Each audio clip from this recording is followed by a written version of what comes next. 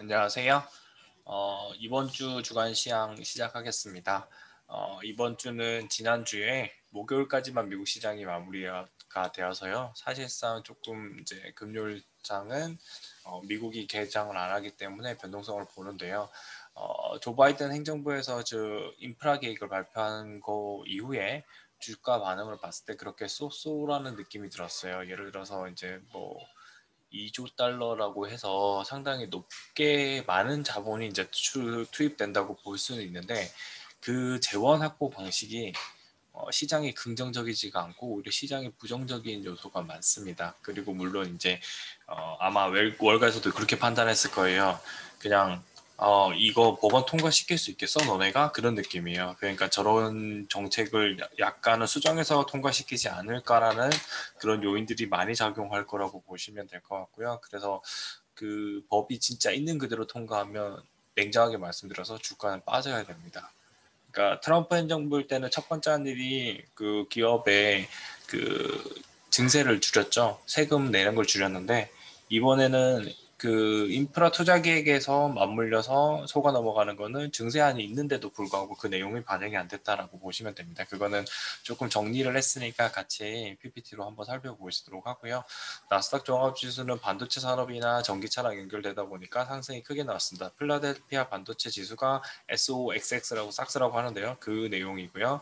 그다음 원달러 환율은 소폭 상승을 했고 이거는 추가적으로 더 보겠습니다.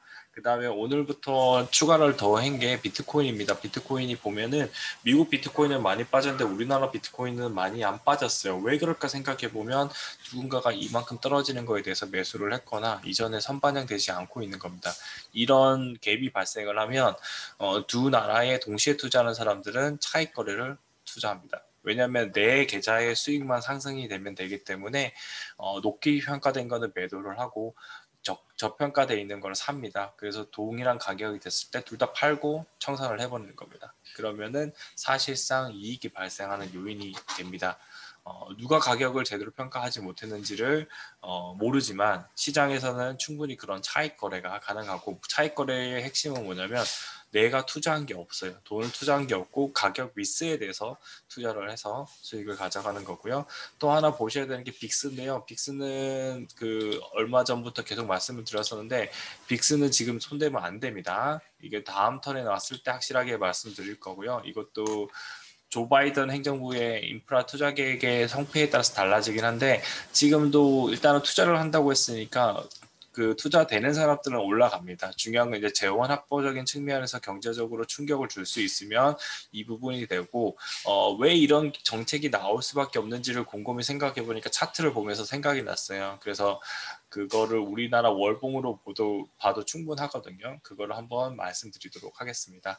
해당되는 내용들은 시점에 가서 보면 되니까 이 정도만 살펴보시고 넘어가도록 하겠습니다. 주간 시황입니다. 주간 시황이고요.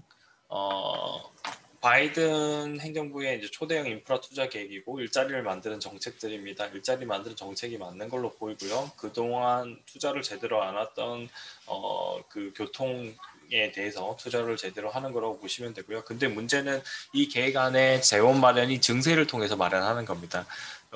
이게 일면 이해가 되고요. 우리나라가 그 기본소득제는 반대를 하고요.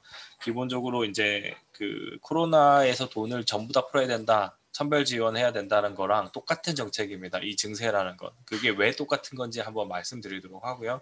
저도 그래서 행정력 낭비를 막기 위해서는 그렇게 하는 게 낫다라고 보시면 될 것 같아요. 일단 그거랑 연결해서 말씀드리고요. 반도체는 이제 시작인데 시작을 했어요. 이제 시작이라는 이제를 빼야 되는데요. 요것뿐만이 아니라 전반적으로 빅사이클이 이제 돌고 있다는 거 그거 보여지는 거고요. 이 바이든 행정부의 초대형 인프라랑 맞닥뜨려서 갑니다. 그다음 백신 및 코로나 재확산이 일어나고 있죠. 우리나라도 이제 500명대를 넘었고요. 미국은 백신을 맞았으니까 오케이가 되는데 유럽은 아직 영국 외에 나머지 유럽은 그냥 초토화되어 있는 상태입니다. 그래서 이게 더블 딥을 만들어내는 그냥 트리거다. 그렇게 보시면 되고요. 포스트 코로나인데 순서대로 적었어요. 먼저 갈 순서. 계속 뷰가 바뀌고 있는데 그래도 바뀔 때마다 알려드리는 게 필요해서 이렇게 적었습니다. 해운부터 지금 먼저 갔죠. H&M이 달려나가고 있는 거는 계속 H&M의 개별 분석 자료에서 나왔다시피 H&M의 모든 요건이 다 맞아떨어집니다. 그리고 이익이 충분히 계속 나올 수 있고 친환경 선박으로 운영된다는 것까지 다 엄청난 강점을 다 가지고 있고요. 그 다음에 엔터가 먼저 갈 것 같습니다. 엔터가 수익을 낼 수 있는 구조. 엔터라고 하면 빅히트 같은 회사들이거든요. 그것도 한번 살펴보고요. 그 다음에 영화가 먼저 갔고 그 다음에 호텔이나 여행, 그 다음에 조선항공입니다. 여행이 먼저 가야 호텔이 갈 거라고 보시지만 실질적으로 국내 여행만 활성화되면 호텔 산업은 괜찮을 겁니다. 물론 이제 카지노까지 들어와야 되는 거죠. 그 카지노가 되려면 여행 산업이 같이 가야 될 거고요. 그런데 그 수요가 이제 중국 여행이랑 맞닥뜨려서 갈 것 같아요. 서로 상호 비자를 해가지고 그 코로나에서 백신 여건을 만들기만 하면 둘 다 충분히 갈 수 있다고 봅니다. 그러기 위해서 선제 조건이 우리나라 백신 접종률이 30%는 넘어야 된다고 봅니다. 50%까지 가면 진짜 거의 안전한 나라로 비슷하게 대우받을 거고요. 그리고 조선항공도 좋습니다. 좋은데 올라가는 속도가 다른 산업에 올라가는 속도보다 조금 늦을 거예요. 얘들은. 그리고 조선업종의 특징에 한번 쇼크라 치고 한 1, 2년 안에 급락이 옵니다. 이건 어쩔 수가 없어요. 조선업종이 올라온다는 말은 세계 물동량이 있고 많은 배들이 배를 건조를 해야 돼요. 그럼 배를 건조하고 난 다음에 계속 배를 건조할 수는 없어요. 그래서 조선업종은 언제나 약간은 지금은 올라가지만 파는 시점을 진짜 잘 딱 체크하고 나가야 된다. 그렇게 보시면 됩니다. 얘는 뒤를 돌아볼 때 아쉬움을 남기면 안 되는 업종이라고 보시면 되고요. 항공업종은 이제 좀 더 길게 가져가시면 좋을 것 같습니다. 이게 모빌리티랑 연결될 겁니다. 뉴딜은 국내와 국외 이걸로 연결된다는 거. 이 5가지가 주요한 시장 이슈다라고 보시면 될 것 같고요. 세부적인 요소들은 이제 오늘부터 시간 서비스를 해서 분을 넣어 놓을게요. 그래서 각 파트별로 보시면 될 것 같습니다. 일단 바이든 행정부의 추경안인데요.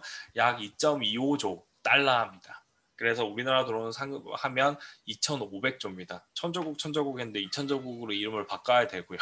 사실상 그런 나라가 되어버렸고요. 근데 이게 기한이 8년이에요. 8년을 하면 8로 나누면 약 400조 원을 매년 투자하겠다는 거고 이 8년 계획안이 의미가 큽니다. 바이든이 연임을 한다는 그 가정하에 계획을 짠 거다라고 봐주시면 될 것 같습니다.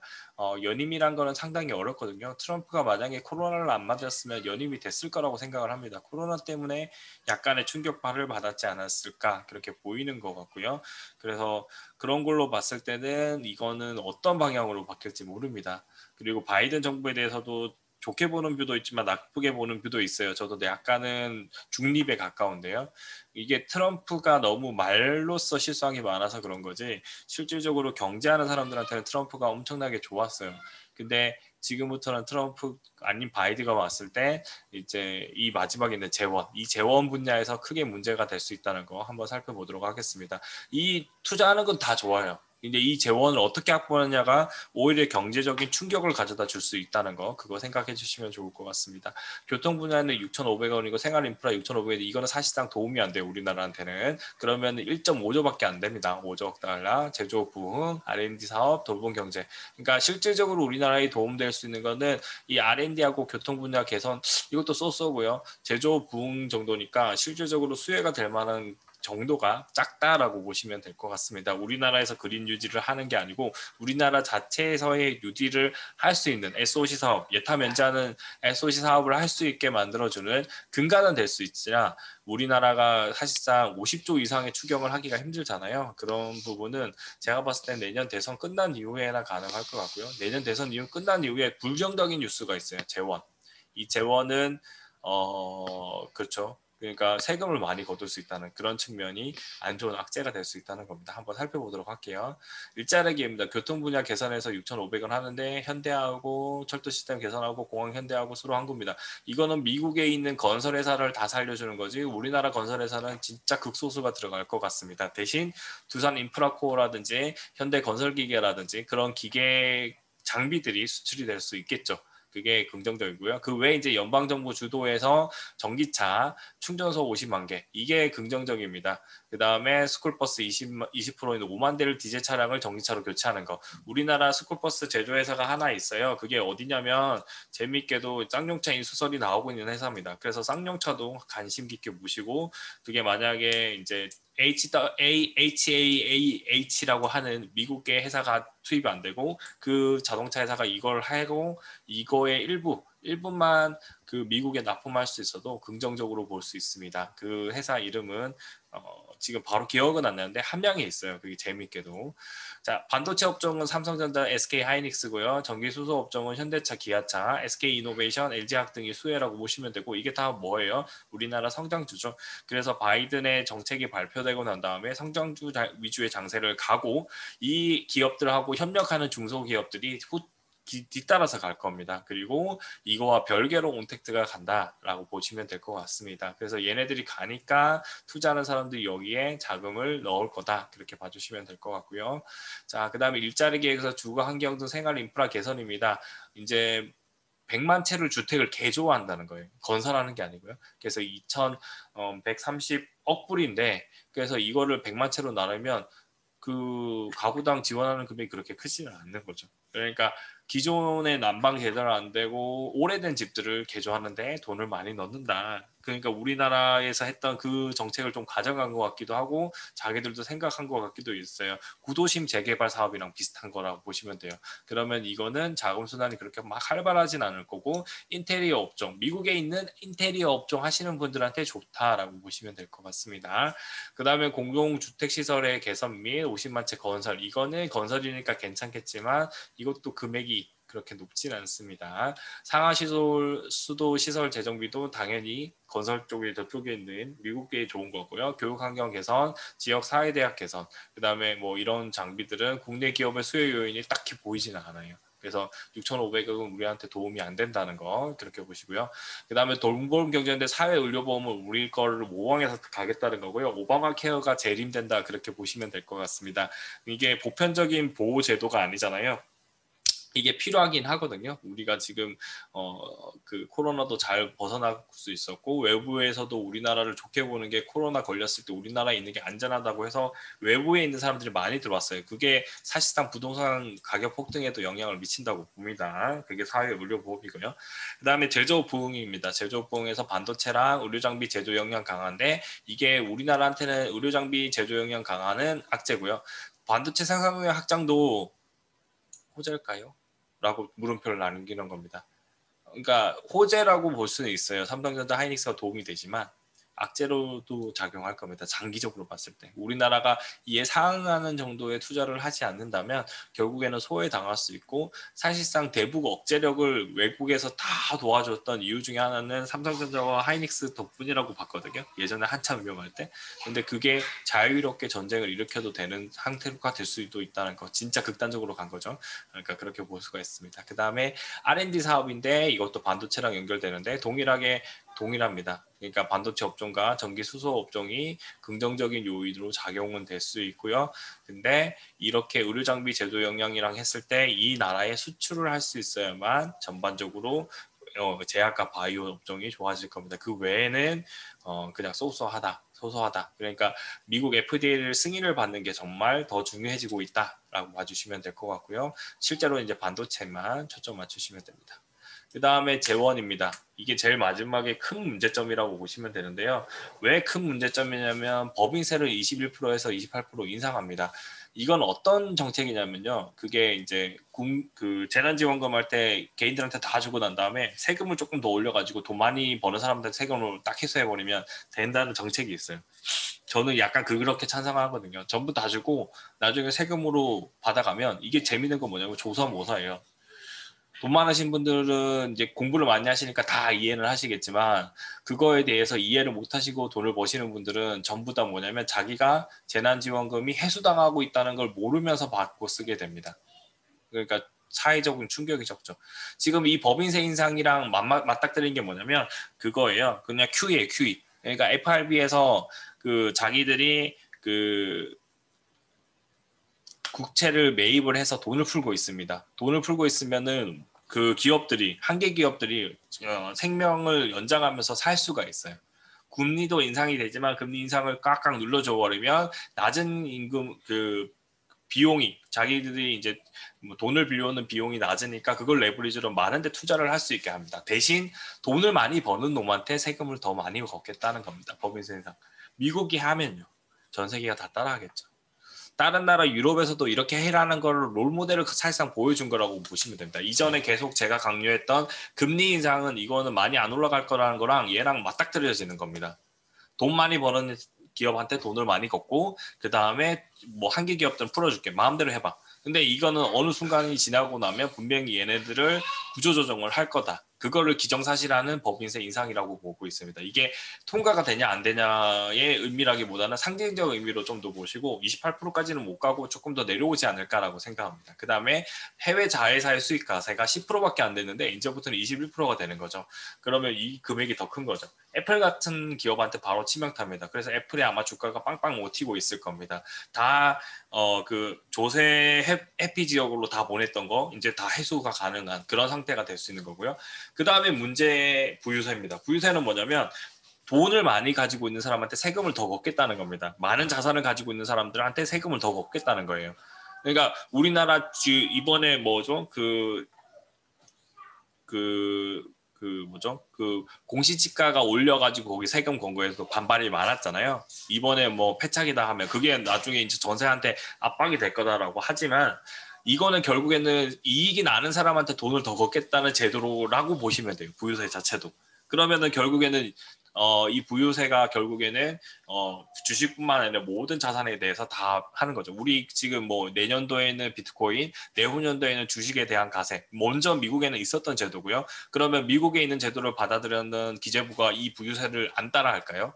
해가지고 시행착오 겪더라도 어느 순간에는 따라가서 세제를 확보를 하려고 할 겁니다. 그거를 이해를 해주시면 될 것 같습니다. 그래서 지금부터는 자산에 대해서도 세금이 매겨질 거다라고 봐주시면 될 것 같고 이 부분에 대해서는 적절한 비율을 갖춰야 되고 돈 잘 버는 사람은 돈을 계속 벌어라 이 내용이랑 가깝다라고 봐주시면 됩니다. 그 다음에 연간 수입이 4억 원 이상에 대해서 최고 세율이 또 올라가요. 그러니까 잘 버는 쪽에서 돈을 더 걷겠다 이 말로 봐주시면 되고 그 다음에 무형자산인 특허, 상표, 저작권 등에 대해서 해외 수입 같은 경우에 이제 이게 수입으로 안 잡혔는데 이거를 전부 다 탈세 수단을 폐지를 했기 때문에 뭐 구글이나 그런 애플들이 이제 그 다음에 컬컴이라는 기업들이 수익이 낮지만 그 수익에 대해서도 동일하게 세금을 내라. 이거로 바뀌는 겁니다. 그럼 우리나라도 따라갈 거고 이런 무형자산에 대한 가치평가는 좀 더 강화가 될 거라고 보시면 됩니다. 그 다음에 한 개의 산업을 망가뜨리는 겁니다. 화석연료 관련돼서 세금 감면 조치를 종료. 그러면 우리나라로 따지면 디젤에 대해서 그 세제 혜택을 줬던 걸 다 X라고 하는 거죠.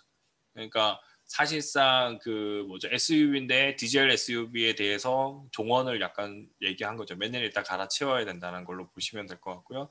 디젤도 그런데 가솔린도 힘든 상태가 될 거고요. 그러면 결국은 전기 SUV로 바뀌는 그런 세상으로 넘어간다라고 보시면 됩니다. 이거 자체가 큰 거예요. 이거 자체가 유럽에서 하려고 하는 신재생 에너지랑도 연결되지만 이쪽 화석연료와 관련된 산업 자체를 붕괴시킬 수 있고 기존에는 우리나라의 정유 회사들도 나름대로의 그 생존 전략이 필요하다라는 걸 다시 보여줍니다. 이거와 연결해서는 그 다음에 영상 하나를 더 만들 거예요. 바이오 플라스틱이라는 게 있거든요. 그것도 밀접하게 연결됩니다. 예전에는 석유가 쟁제하면 거기서 나오는 폴리에틸렌 같은 걸 이용해서 옷을 만들었다면 이제 바이오 제품에서 그 미생물이 만들어낸 근데 옥수수를 먹은 미생물의 똥으로 만들어내는 바이오 플라스틱으로 넘어가면서 이거가 전환되고 있다는 거. 완전 이 경제 구조가 전환되고 있다는 거에 대해서 관심을 가지실 필요가 있습니다.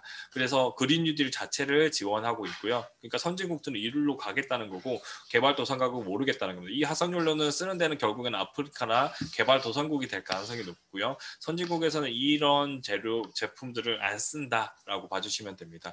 그래서 부유세, 증세, 화석연료 기반의 산업 압박은 사실상 어마무시한 부정적인 요인이고요. 이건 8년간에 걸쳐서 이 행동이 넘어가 버린다면 사실상 재생에너지로의 대전환이 일어난다라고 봐주시면 될 것 같습니다.